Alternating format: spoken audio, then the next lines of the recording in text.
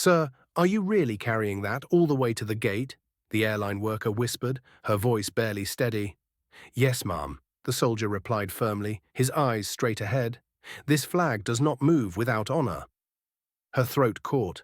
Around them, passengers turned, curious, confused, until they saw what he was holding. In the soldier's white-gloved hands rested a flag-draped case. Not luggage, not cargo. A case that carried the memory of a fallen Marine. And in that instant, the entire terminal changed. Before we move further into this story, let us know in the comments where you're watching from. We'd love to hear. Let's dive in. The chatter stopped. The rolling bags fell quiet. Even the overhead announcements seemed to hush. The air itself felt different, charged, reverent, heavy. Every eye followed the man in immaculate dress blues, polished shoes, brass buttons gleaming, his back straight as iron. He wasn't just a soldier. He was a tomb guard of the unknown soldier. And his mission today wasn't ceremony, it was escort. The crowd didn't yet know the story of the flag he carried, but they were about to. The fallen Marine's name was Corporal David Miller, 22 years old, a small-town kid who once threw touchdowns under Friday night lights, who worked summers at the gas station to buy his first beat-up truck. He loved his sister, he made his mom laugh, and he always said one day he'd serve his country. And he did. Straight out of high school, David walked into a recruiting office, signed his name, and joined the Marines. His friends teased him. Why not take the easy road? But David only smiled. Because some things are worth giving everything for. He deployed young. He carried more weight than most his age could imagine. He wrote letters home, promising his mom he'd be careful.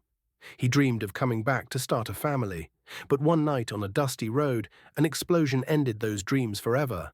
Now his flag was coming home. Back in the terminal, the tomb guard moved forward with deliberate cadence. Each step measured like the 21 he marched endlessly at Arlington.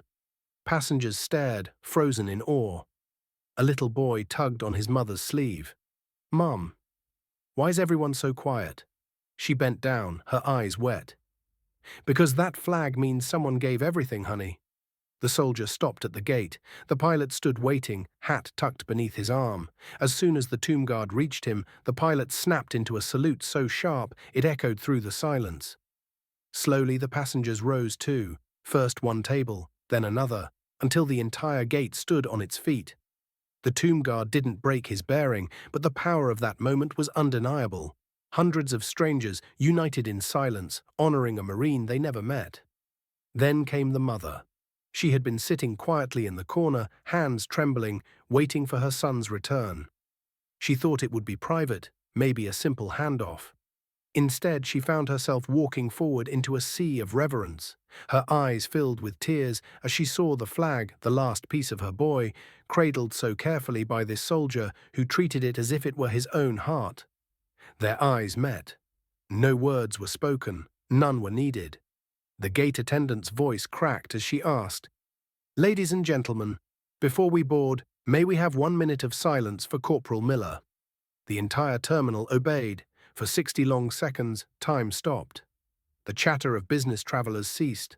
The laughter of children fell still. Even the clicking of keyboards went silent. Only the faint hum of the air system remained. Men who had once worn uniforms themselves stood tall, their hands trembling in salute.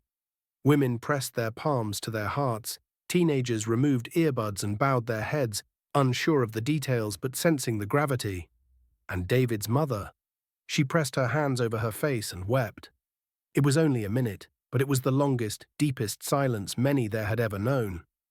When it ended, the tomb guard handed the flag case to the honor detail waiting at the jet bridge. His hands moved with ritual precision, slow, deliberate, every inch a ceremony of respect. The case disappeared down the bridge. The Marine was finally going home, and then it happened. The applause. Not the thunderous kind you hear after a touchdown or a concert encore. This was soft, trembling, broken applause.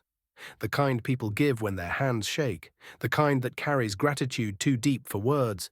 Some cried as they clapped, others saluted, a few whispered prayers under their breath. The tomb guard stood still, never breaking posture, but his silence spoke more than any speech could. The moral of the story: Honor is not only found in parades or carved into marble, sometimes it appears in the most ordinary of places, in an airport terminal, in the tears of a mother, in the silence of strangers who stop to remember. Freedom isn't free. Its cost is written in names like David Miller. When the passengers finally boarded, some touched the tomb guard's arm in quiet thanks. A veteran whispered, "God bless you." A child saluted clumsily, his mother guiding his hand. But the soldier didn't respond.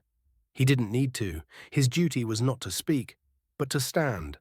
And when the plane lifted into the sky, carrying Corporal Miller's flag home, the tomb guard turned and walked away. His steps were as deliberate leaving as they were arriving. Measured. Exact. 21 at a time, because some duties never end. If this story touched you, don't forget to like the video, subscribe to the channel, and let us know how you feel in the comments.